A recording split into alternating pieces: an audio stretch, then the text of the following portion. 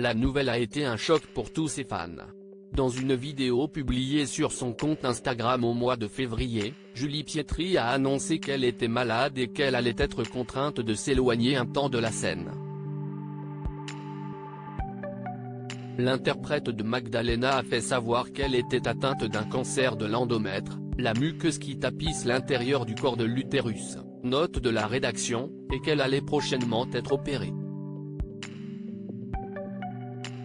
Invitée de l'émission Le Club de l'été ce mardi 8 août sur Europe 1, la célèbre chanteuse des années 80 a donné des nouvelles de son état de santé. Je fais confiance à mon corps, j'ai été opérée, j'ai subi des traitements de radiothérapie, etc. Si est normalement derrière moi, a-t-elle rappelé en préambule.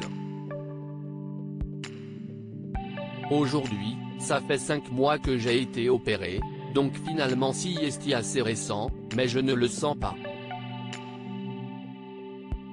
L'artiste de 68 ans, qui est remontée sur scène depuis, a ensuite expliqué pourquoi elle avait décidé de médiatiser son combat contre le cancer. J'ai souhaité échanger et communiquer sur ces cancers dont on parle peu, ce sont des cancers féminins.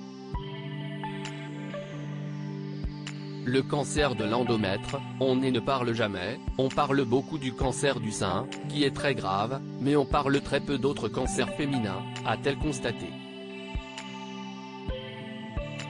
Je suis en rapport avec l'Institut Curie pour une campagne pour Septembre turquoise, il n'y a pas qu'Octobre rose pour le cancer du sein, il y a Septembre turquoise, a précisé Julie Pietri, qui estime qu'il faut en parler et que les femmes consultent dès le moindre signe. Supérieure à Lio, Sloane, Julie Pietri. L'évolution physique des stars des années 80. Julie Pietri soutenue par ses proches dans son combat contre le cancer au cours d'un entretien pour gala réalisé en avril dernier, Julie Pietri a expliqué qu'elle avait été entourée par ses proches durant cette période difficile. Mon entourage a été merveilleux. J'ai pu compter sur ma fille et mon grand frère, qui m'a donné des tas de conseils. Depuis 3 ans, je suis une adepte de la méditation. Mon frère m'a donné des mantras à réciter, même si ça peut paraître stupide, ça fait du bien de se répéter ça quand les choses vont mal.